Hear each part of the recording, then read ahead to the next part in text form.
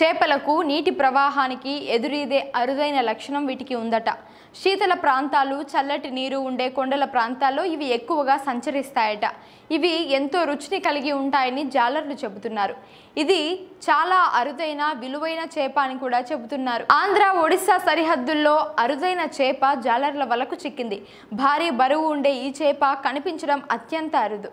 Military mouse, గెలస్కోపీ, టార్ఫిష్ అరుదైన లక్షణం వీటికి ఉంది. కొండల మధ్య నీటి కొలనుల్లో జీవించే ఈ చేపలు అరుదైన లక్షణం వీటికి ఉంది. కొండల మధ్య నీటి కొలనుల్లో జీవించే ఈ చేపలు అరుదైన లక్షణం వీటికి ఉంది. కొండల మధ్య నీటి కొలనుల్లో జీవించే ఈ చేపలు అరుదైన లక్షణం వీటికి ఉంది. కొండల మధ్య నీటి కొలనుల్లో జీవించే ఈ చేపలు అతి అరుదైన గెలస్కోపీ చేప వలకు చిక్కింది.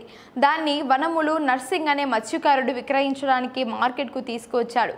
ఆ చేపను కొనుగోలు చేసేందుకు స్థానికులు ఎగబడ్డారు.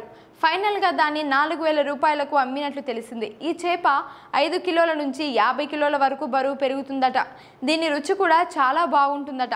చాలా అరుదుగా మాత్రమే ఈ చేపలు వలకు చిక్కుతాయని జాలర్లు చెబుతున్నారు. పులసల మాదిరిగా ఈ చేపలు కూడా ప్రవాహానికి ఎదురీదుతాయి. ఈ చేపలో 68% ప్రోటీన్లు ఉంటాయి. ఒమేగా 3 ఫ్యాటీ యాసిడ్స్ ఆరోగ్య విలువలు కలిగిన మనుషులకు ఆరోగ్యపరంగా ఉపయోగపడే ఎంతో విలువలు దీనిలో ఉన్నాయి. అల్లూరి ఏజెన్సీ కొండ ప్రాంతం అడవుల్లో నిత్యం నీరు ఉండే ప్రాంతాలలో లోతైన తీలేరు, డొంకరాయి, బలిమెల రిజర్వాయర్లలో ఈ చేపలుంటాయని జాలర్లు చెబుతున్నారు.